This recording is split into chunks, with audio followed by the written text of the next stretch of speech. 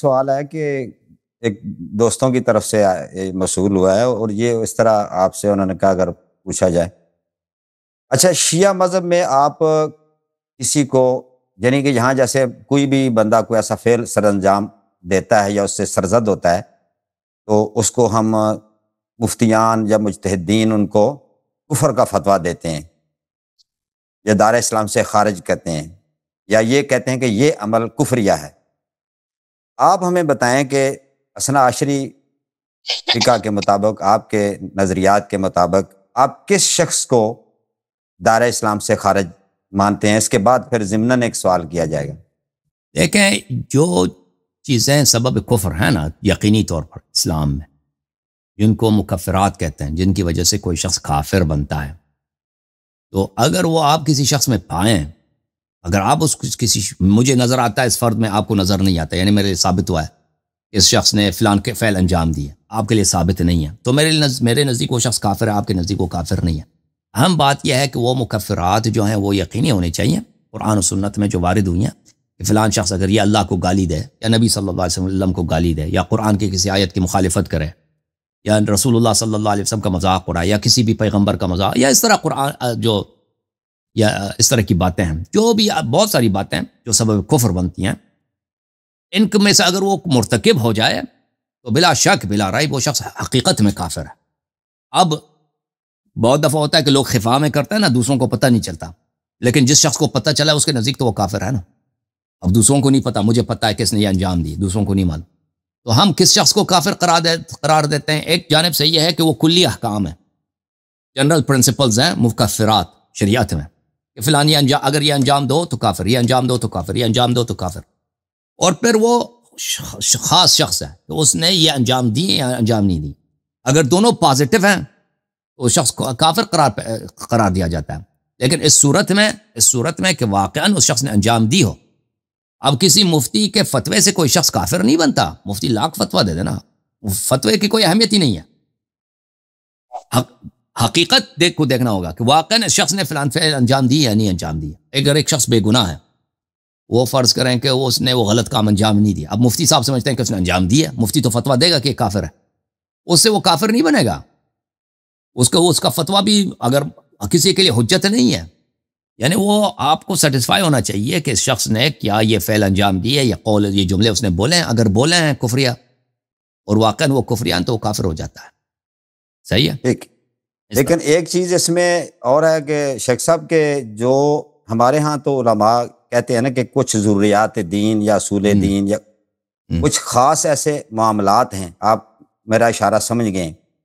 ان کا صریحاً انکار کرتا ہے۔ ہماری فقہ کی کتب میں بھی یہ بات لکھی ہوئی ہے، جو شاعر اسلام کی کوئی توہین کرتا ہے یا اور کوئی ایسا فعل اس سے سر انجام دیا جاتا ہے اور وہ اقراری بھی ہے، یعنی علانیہ اس کا یہ ثابت ہو جاتا ہے، تو اس پر وہ دار اسلام سے خارج ہو جاتا ہے یا پھر اس پر جو بھی فتویٰ وغیرہ لگتا ہے۔ لیکن بعض اوقات کچھ ایسے افعال ہوتے ہیں یا کچھ ایسا فعل سرزد ہو جاتا ہے تو اس کے لیے اس سے باقاعدہ پوچھا جاتا ہے یا اس سے پوری باز پرس ہوتی ہے، تیری نیت کیا تھی، کوئی تو واقعاتاً یہی جو بیان کر رہے یہی تیری مراد تھی اس سے۔ اب میں یہاں سے یہ بات تمہید باندھ کے میں یہاں آتا ہوں کہ جب آپ شیخین کے بارے میں کہتے ہیں کہ جی یہ ان سے افعال سرزد ہوئے، تو پھر آپ ان پر یہ فتویٰ لگاتے ہیں کہ وہ یہ ان بنیاد پر وہ دائرہ اسلام سے خارج ہیں یا ان سے یہ کفر ہے۔ آپ کو یہ اتھارٹی کس طرح حاصل ہوئی؟ میری اتھارٹی نہیں ہے جی، دیکھتے ہیں کفر، دیکھیں اگر قرآن میں حدیث میں ہے کہ جو بھی شخص فلان کام انجام دے وہ کافر ہے، ٹھیک ہے نا، جو بھی شخص مثلا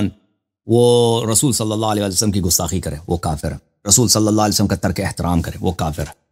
یا جو بھی شخص قرآن میں شک کرے یا اللہ کے حکم کی خلاف فتویٰ دے وہ کافر ہے، ٹھیک ہے۔ اور پھر ہم پاتے ہیں کہ بھائی فلان بندے، اس کا نام الف یا بے جو بھی ہے،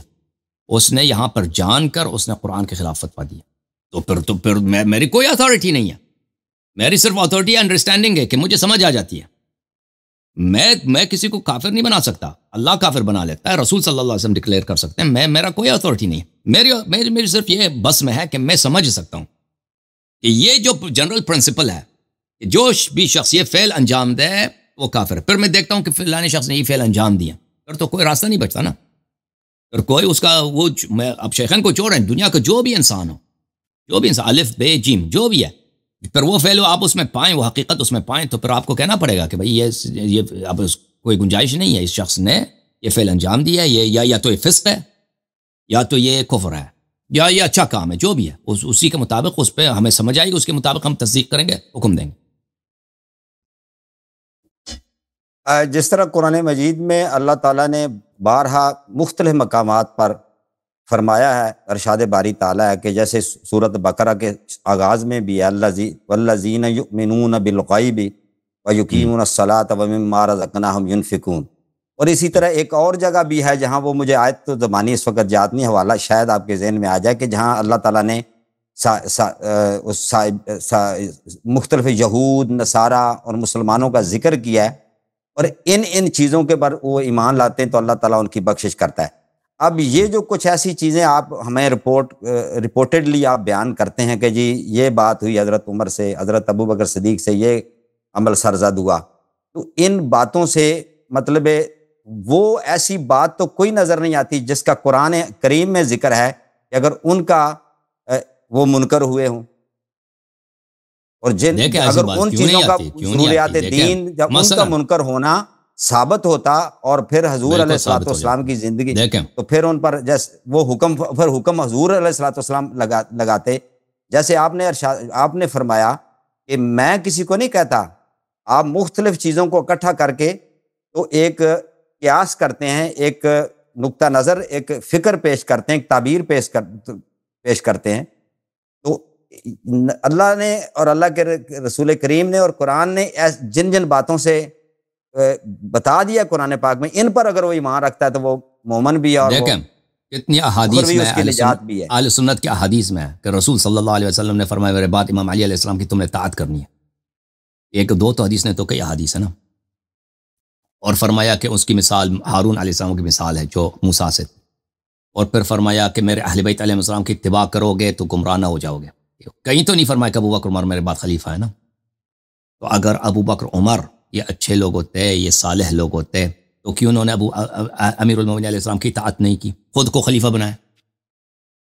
اور رسول صلی اللہ علیہ وسلم کی تکذیب کرنا یہ کفر نہیں ہے تو کیا چیز کفر ہے؟ جب پیغمبر صلی اللہ علیہ وسلم نے ایک دفعہ نہیں, دو دفعہ نہیں, بارہا فرمایا کہ میرے بعد تم نے اطاعت کرنی ہے امام علی علیہ السلام کی. انہوں نے اطاعت نہیں کی بلکہ خود اپنے آپ کو امام بنایا, حالانکہ رسول صلی اللہ علیہ وسلم نے ان کو غلام بنایا, امام نہیں بنایا, امام علی علیہ السلام کو بنایا. تو مجھے بتائیں آپ کہ جو دین میں اس طرح کا بڑا بدعت داخل کرتا ہے, اس طرح سے جو بالکل نبی سے دیکھیں, اگر امت موسیٰ میں کوئی ہوتا جو امام حضرت ہارون کو نہ مانتا, کہتا میں تیری اطاعت نہ کرتا, تو اس کے ارتداد میں مسلمان شک ہی نہیں کرتے. نبی صلی اللہ علیہ وسلم نے فرمایا انت منی بمنزلۃ ہارون من موسیٰ. ان لوگوں نے ان کی مخالفت بھی کیا. اور اس کے علاوہ آپ کی کتابوں میں موجود ہیں, میں نے دلائل بھی دیے ہیں کہ انہوں نے دھمکی دی ہے کہ بیعت نہیں کروں گا, آپ کے گھر جلائیں گے, اور وہ آگ لے کے بھی آئے تھے نا, آگ لے کے بھی آئے تھے. تو اگر کسی شخص کو نبی صلی اللہ علیہ وسلم کی نبوت پہ ایمان ہے, روز جزا پہ ایمان ہے, دیکھیں ایمان تو دل کی بات ہے نا, وہ عمل سے ظاہر ہوتا ہے, اس کے عمل سے آپ کو پتہ چل جاتا ہے کہ واقعاً اس کا ایمان ہے کہ نہیں ہے. اگر ایمان ہے تو وہ کس دیکھیں نبی صلی اللہ علیہ وسلم کے گھر کو آگ سے جلانے کی دھمکی دینا, یہ تو صحیح سند کے ساتھ ہے مصنف ابن ابی شیبہ میں. یہ مسلمان کیسے کر, اگر دل میں یقین ہے کہ یہ نبی تھے, ان کے مرنے کے 2 دن بعد میں آپ کے گھر کو جلا دوں گا, تو یہ کیسے ہو سکتا ہے؟ اس کے دل میں کلمے پہ یقین ہو اور پھر یہ بھی کہتے ہیں کہ میں جلا دوں. کس لیے جلانا ہے؟ ہماری بیعت کرنی ہے آپ نے, اور بھائی بیعت تو آپ نے ان کی کرنی ہے الٹی. تو مجھے بتائیں یہ کیسے ہو سکتا ہے کہ اس شخص کے دل, ایسے لوگوں کے دل میں نبی صلی اللہ علیہ وسلم توحید, ایمان, روز قیامت, قرآن پہ ایمان ہو؟ اب مجھے تو نہیں سمجھ آتی کس طرح کہ کوئی مسلمان یہ سوچ بھی سکتا ہے. کرنا تو دور کی بات ہے, سوچ بھی نہیں سکتا نا مسلمان. اب اس طرح کے واقعات تو بہت ہیں. جی سر.